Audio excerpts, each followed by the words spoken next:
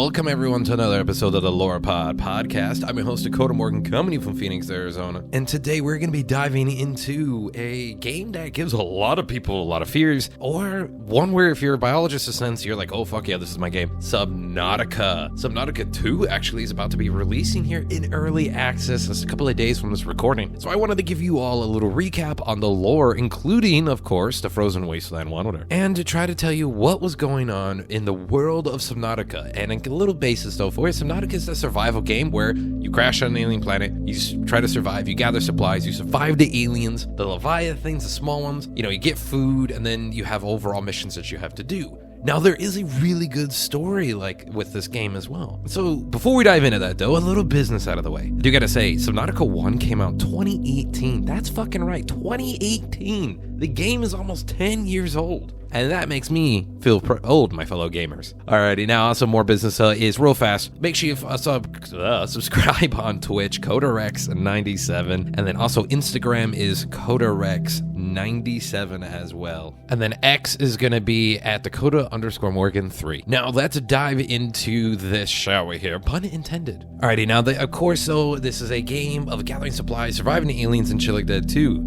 This is far future. Now the story starts with a spaceship called the Aurora, a pretty massive one here, and one that has a little bit of motivation. It was owned by the Altera Corporation, and on paper, its mission was to build a space gate, so kind of act like a little hyperspace kind of gate thing. But the classified mission was to investigate the disappearance of a ship called Degassi years ago around this planet that we crash land on, 4546b. An ocean world with a little bit of land, of course, the frozen tundra and a couple islands. But as the Aurora approached, it was shot down by a gun. That's right, a giant turret there was shot it down, and then it crash landed. But our main character, though, was able to survive. Riley Robinson, probably meet the Robinsons slain in there, or just the Robinsons in general, for that name, was one of the few survivors of the ship that did crash by escaping in a life pod. Now, I do have to say before we go any further, we're covering basic lore here. I mean, the whole thing of lore, including the quests, other survivors, people being eaten by leviathans, by the reapers and stuff too, all that shit would be a 3-hour long episode, everybody, and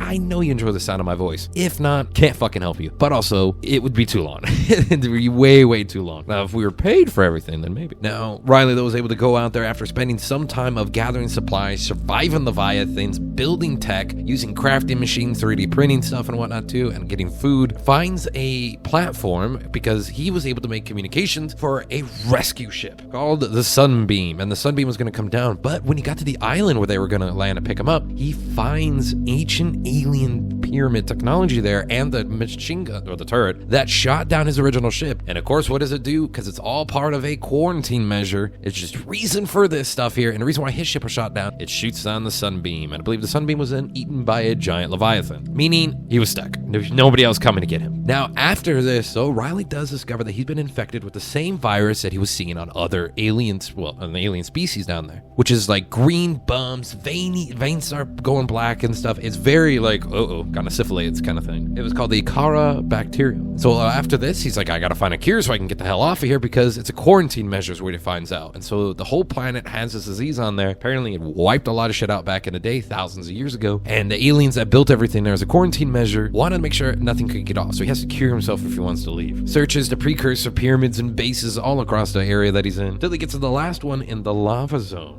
Now, down there, though, he actually finds a huge leviathan. Well, it's a big leviathan, not the biggest one. A big kind of praying mantis-looking leviathan. And leviathans are giant carnivores, most of the time, creatures there that come in all shapes and sizes, and that usually you're going to swim away absolutely terrified from. This one, though, friendly. Kind of sweet, though. Sweet sounding voice. And what I mean by that? It's called a sea emperor, who's massive intelligence, incredibly smart, and is incredibly stuck in this pyramid. But it can telepathically communicate with Riley. Now, Riley's told that he needs to actually help hatch her eggs, and it's going to help cure the disease. And no, this isn't some trick just to get the babies to eat them, which would have been a fun plot twist, and I think a lot of us thought was going to happen. But then he does this, and the eggs produce enzyme 42, which is a new type of mineral there that actually cures Riley and helps save the planet. Don't know how that does, but it does. Now, after using his cured blood, though, on the quarantine platform, he builds an escape rocket and leaves the planet. I should also say the Sea Emperor was left there to kind of die, and her kids were going to be without their mother. But that's a separate situation, and it would have made us all cry. We're like, why?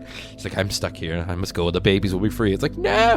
Now, Altera Corporation got the debriefing from Riley. We were like, holy shit, what happened down on that planet? So they learned about this and how valuable it was, so they decided to go back. This time, though, to Sector 0. Hence the name Below Zero for the 1.5 storyline. It wasn't Subnautica 2. It was like Subnautica 1.5. And Sector 0 is a giant icy patch. Now we're going to be diving into the Below Zero storyline here that did happen. We follow Robert Ayu here, a xenobiologist who is there to investigate the mysterious death of her sister. Now, I should say some time has actually passed since Riley did leave, though, beforehand. And so Altera Corporation has set up loads of research bases. Some have been destroyed. Lots of people are dead. And of course, there's some human survivors, an old lady in a mech suit for one, who's kind of a badass. And as you explore this area, though, you're able to see loads of tech and loads of shit everywhere here. Now, she does continue to investigate. Robert does discover that her sister's death was not an accident, but that there is a frozen leviathan that actually still has the Carrara disease.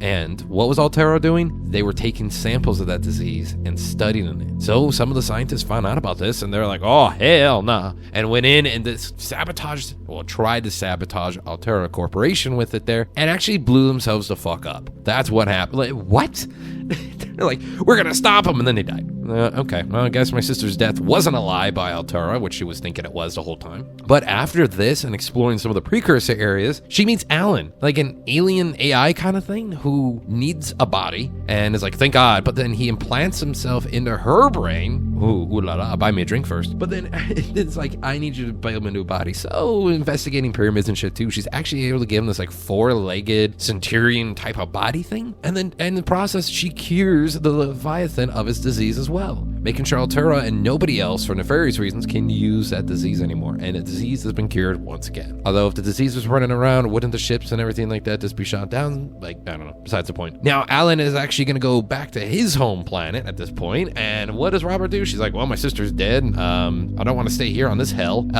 I'm going to go. And so they leave. And so she leaves with him back to his home planet. And that there is the end as far as we know. There's so many things, rumors, and I know we know Subnautica 2 takes place on a different planet right now, but where's the story going to continue here? And are you just going to play to survive the alien creatures there and barely do any missions? We shall see. But again, Subnautica 2 early access here is dropping very, very soon. So be sure to play it on wherever you're playing games. And hopefully you enjoyed this episode of the Lore Pod Podcast, diving into what a lot of people don't know about the Subnautica lore. A lot of people really didn't know that shit existed. I've been your host, Dakota Morgan, of course, coming from Phoenix, Arizona. Twitch and Instagram is CodaRex97 again. And you should subscribe wherever you're listening to the podcast for new episodes. It helps us out a lot here if also you leave a review. You know the usual podcast spiel. If you're watching this on YouTube, be sure to subscribe and leave a like. All right, everybody, as always, stay creative.